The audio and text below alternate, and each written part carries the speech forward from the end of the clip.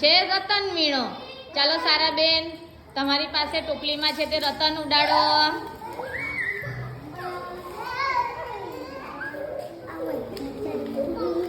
વીણાઈ ગયા? બસ બસ બસ, ચાલો આવી જાઓ. ચાલો, કોના હાથમાં કેટલા આવ્યા? ચાલો હવે ગણવાના છે. ઉભા રહો, ચાલો ઉભા રહો. અમારા બેનના કેટલા છે ગણીએ, ગણો.